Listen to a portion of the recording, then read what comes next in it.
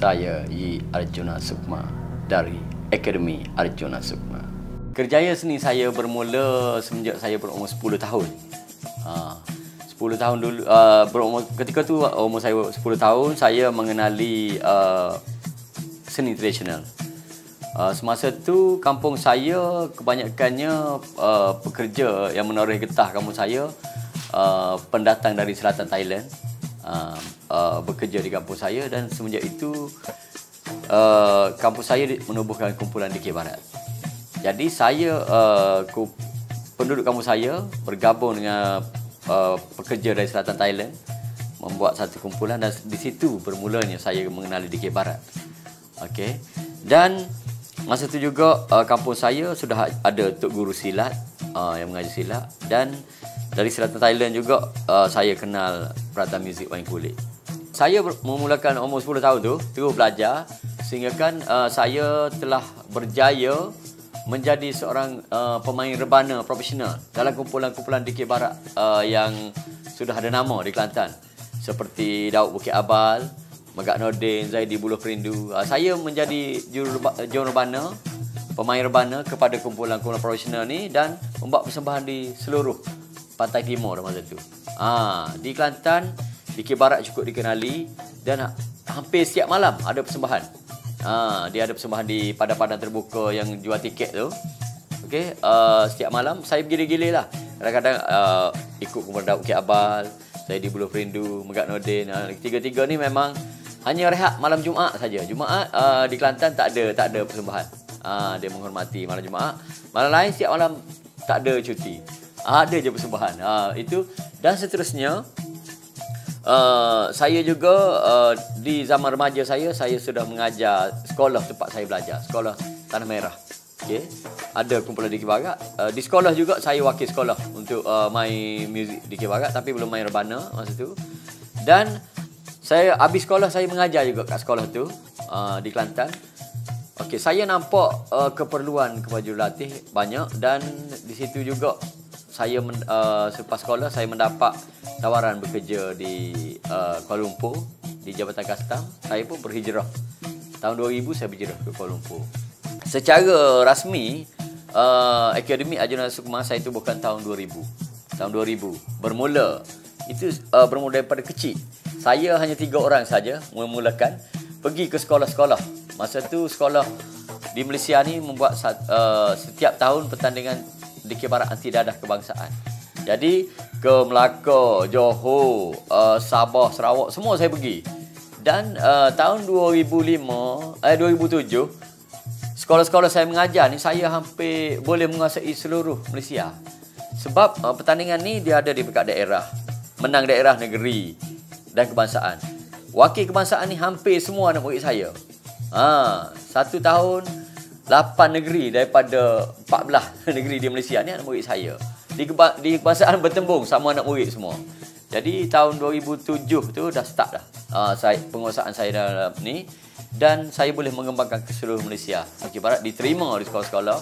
Saya mengajar sampai ke sekolah Kapit, Sarawak, pedalaman cukup. Ini di Sabah, di Kota Belud, di Tenom, semua sudah sampai. Jadi DK Barat ni saya bawa ke arah yang satu level yang tersendirilah dari sudut kejurulatihan. Jadi saya tahun 2010 saya terus sepenuh masa kepada Akademi Arjuna Sukma. Tahun 2000 hingga 2010 saya buat 2 kerja. Saya custom dan menubuhkan Akademi Arjuna Sukma. Tahun 2010 saya nekat berhenti custom, letak jawatan sebagai kakitan kerajaan, fokus kepada Akademi Arjuna Sukma, dan saya terus masuk Astro. Kerana jika saya tak fokus, tak ada siapa nak memberi kepercayaan yang besar untuk memikul satu tugas. Jadi saya letak jawatan, memilih 2 jalan ni cukup berisiko. Tak ada orang nak buat. Ini jaminan hidup. Ini tak tahu ke mana hala. Orang tak ada berani untuk seni tradisional. Berapa orang saja yang cuba hidup dengan seni tradisional. Kerana masyarakat sudah tidak berminat dan tidak ke mana lah bagi dia. Tapi saya percaya, kerana saya percaya juga JKKN ada di belakang saya. Akademi Arjuna Sukma ni sebenarnya satu akademi yang melatih penggiat seni juga di sekolah-sekolah, di syarikat-syarikat swasta, jabatan kerajaan yang memerlukan persembahan, nak buat persembahan, kami membekalkan jurulatih ke premis-premis yang memerlukan pekerja dia ataupun staf dia, pelajar dia untuk belajar seni persembahan tradisional Kelantan. Tapi kebanyakannya Dikir Barat. Kita lebih fokus kepada Dikir Barat. Akademi Arjuna Sukma saya tubuhkan tahun 2000 setelah datang Kuala Lumpur. Saya melihat keperluan tu terlalu banyak, tinggi permintaannya dan jurulatih tak ada. Jadi saya wujudkan Akademi Arjuna Sukma dan saya telah menggubah satu modul atau silibus untuk mengajar secara sistematik. Okey, khususnya Dikir Barat. Saya telah mengajar di universiti-universiti, co-curriculum universiti, sebagai tutor kontrak, tenaga pengajar jurulatih seni budaya di universiti. Masa itu juga saya mengajar, saya melihat ada beberapa pelajar yang berpotensi untuk bantu saya dari sudut menggarap silibus. Jadi saya ambil orang yang berpotensi, pelajar-pelajar saya ni duduk sekali, buat bina satu tim untuk menjayakan silibus ni. Dan saya masa tu dipanggil USIM untuk mengajar tim tabuh pendeta USIM. Di situ juga USIM telah mengajak saya untuk bekerjasama menggubah satu silibus yang lebih kemas untuk digunakan di universiti. Jadi pemurnian silibus saya pada asalnya dimurnikan oleh tim di USIM juga, Pusat Kebudayaan USIM, dan kami telah menghasilkan satu silibus yang boleh diajar di universiti Dikir Barat. Maknanya Akademi Arjuna Sukma ni pelopor yang mengajar menggunakan silibus yang sistematik untuk Dikir Barat. Okey, selain daripada Dikir Barat adalah seni yang utama lah dalam Akademi Arjuna Sukma. Kemudian tahun 2013 saya melihat kami sudah semakin ramai ahli dan ruang-ruang keperluan seni lain, seni tradisional Kelantan khususnya seperti silat, wayang kulit, kompang, makyung. Jadi saya melihat Akademi Arjuna Sukma perlu diperbesarkan dengan memasukkan elemen-elemen yang berkaitan seni tradisional Kelantan, kerana di Lembah Kelang khususnya permintaan cukup tinggi di majlis-majlis perpisahan, keraiyaan, majlis jamuan tahunan, banyaklah majlis-majlis yang perkahwinan apa semua, hotel-hotel memerlukan persembahan tradisional. Jadi saya mengambil ruang ini, membuka satu sayap. Kita tukar penjenamaan kami dengan lebih besar. Sebelum ni Akademi Dikir Barat Arjuna Sukma. Tahun 2013 Akademi Arjuna Sukma. Kami tukar juga logo kami dengan serama yang bersayap tu. Maknanya kami akan kembangkan dengan lebih luas, dengan bukan sekadar Dikir Barat. Jadi bermula 2013 lah. Kami mula dengan memasukkan segala seni-seni yang berkaitan dengan apa yang saya mampu, dan segala pembantu saya boleh melatih para pelapis baru untuk mengembangkan seni tradisional. Sebagai seorang individu yang ada cita-cita untuk membawa Dikir Barat sebagai satu bisnes, pertama sekali dia perlu kenal asas seni itu dulu. Dia tak boleh terkam kepada bisnes dulu. Kerana kalau terkam pada bisnes, tak tahu ke mana apa ni hala tuju. Kenal dulu Dikir Barat. Apa asas dia, apa falsafah dalam Dikir Barat. Kemah asas tu baru boleh kita bawa. Bisnes ni adalah ruang. Kita kena belajar apa keperluan seni ni dan sejauh mana kita boleh bawa ruang ni untuk diniagakan.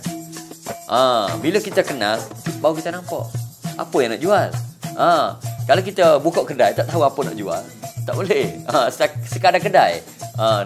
Jadi pada saya asas perlu tahu, dan buka sebagai perniagaan perlu redah ruang. Kenal objek, pecahkan ruang. Sebenarnya JKKN adalah antara platform besar yang mengangkat saya dan meletakkan di situ. Saya bergerak berasaskan dari JKKN. JKKN bantu saya daripada saya tak ada apa-apa, menyediakan ruang yang secukupnya. Pentas JKKN pernah bagi kat JKKN wilayah guna untuk saya buat latihan dan sebagainya secara percuma. JKKN beri kemudahan untuk saya dari sudut logistik, dan ruang-ruang persembahan. Dan JKKN juga, bila dia melihat apa yang saya dah buat, agak berpotensi untuk diangkat, dan paling bermakna bagi saya, JKKN telah memberi kepercayaan kepada saya untuk menguruskan satu teater tradisional, iaitu Wadira, untuk mengisi slot panggung seni tradisional JKKN, acara tahunan dia. Saya membawa satu seni, iaitu Wadira, yang menggabungkan wayang kulit, dikir barat dan menora dalam satu bentuk teater. Dan ini satu pembaharuan kreativiti yang saya garap khas, namun nilai tradisional kita tak tinggalkan. Itu antara satu pencapaian kami yang paling besar dalam dunia seni persembahan yang digabungkan dalam sudut kreatif. Antara pencapaian tertinggi saya lah, saya dianugerahkan sebagai bakat seni, anugerah tokoh bakat seni oleh JKKN satu, dan tokoh bakat seni juga oleh Majlis Belia Malaysia. Itu dua tokoh tu yang saya telah dianugerahkan oleh badan yang agak besar sebagai pengiktiraf perjalanan karier seni saya. Dan saya juga terlibat 4 tahun sebagai koordinator dikir perdana di acara tahunan di JKKN Kelantan. Saya meletakkan ruang di arus perdana. Pertama sekali langkah saya adalah memasukkan dikir barat ke Astro dalam karut komedia. Di situ bermulanya. Maknanya dulu khalayak Malaysia mengenali dikir barat hanya di sekolah-sekolah pelajar, kerana ada pertandingan yang tidak ada. Bila masuk ke Astro, saya terpaksa mengorbankan nilai-nilai asli dia dalam bentuk kostum. Kita kena pelbagaikan, kreatif, lagu-lagu, tapi asas dia adalah dikir barat. Orang kenal itu dikir barat. Jadi di situ kami berjaya menarik minat seluruh warga Malaysia menerima dikir barat sebagai budaya Malaysia. Okey, bagi saya lah, memang sememangnya dia ada dua simpang, perniagaan dan seni, dua. Namun bagaimana kita nak menyatukan dua simpang ni? Okey. Contoh, bila kita nak menjual tradisional, dia ada cabaran dia tu sendiri. Nak jual dengan mentah, kebanyakan muzik baru sudah masuk menguasai khalayak kita. Remaja pun sudah kurang minat kepada dunia-dunia tradisional. Dia anggap sebagai ketinggalan, lapuk apa semua. Bagaimana kita nak mengangkat? Okey, penggiat seni cukup ramai. Okey, jadi Akademi Arjuna Sukma mengambil jalan tengah untuk meredah satu jalan bagaimana menarik golongan muda yang sudah agak jauh minat dia kepada seni tradisional. Jadi untuk membuat satu benda yang memalingkan minat diorang, kita kena selit kreativiti. Okey. Ruang perniagaan. Seni persembahan, namanya seni persembahan, mesti setiap persembahan ada orang tengok. Kalau tak ada orang tengok, bukan persembahan. Kita nak persembahkan kepada siapa? Okey. Jadi saya melihat, jika kita hebat macam mana seni, orang tak ada tengok, ke mana seni kita? Wanita cantik yang berdandan rapi hanya duduk dalam bilik, tak ada nilai. Jadi apa yang saya nampak, saya perlu garap satu benda. Bagaimana untuk meletakkan seni ni di arus perdana. Tidak dapat tidak, nilai kreativiti perlu ada, digabungkan dengan nilai semasa. Tradisional dengan semasa saya gabungkan. Okey. Banyak pegiat yang purist asli marah pada saya, tidak bersetuju kerana merosakkan seni. Sebenarnya saya cuba menyambung hayat seni. Saya tak marah penggiat tradisional saya berasaskan tradisional, tapi dalam masa yang sama kita kena buat sesuatu supaya orang kenal. Satu tahap dulu seni cukup marah dengan perkataan berniaga. Menjual seni adalah satu kesalahan. Tapi sampai bila seni yang kita tak boleh jual hanya boleh tukar dengan daun rokok untuk pergi show, okey, bagi tembakau dengan daun rokok. Kemana seni itu nak hidup? Itulah seni itu menjadi sampingan kerana dia perlu ada kerja lain untuk makan.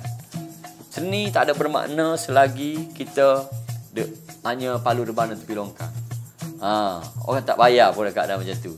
Dan orang melihat, oh Dikir Barat tepi longkang. Saya cukup henti benda tu kerana kita sudah mengangkat di dewan-dewan prestige. Istana sekalipun sudah sampai Dikir Barat, luar negara sudah. Jadi benda-benda tu tidak perlu diniagakan, diletakkan nilai supaya ianya mahal dan menjamin ke mana hala tuju penggiat seni.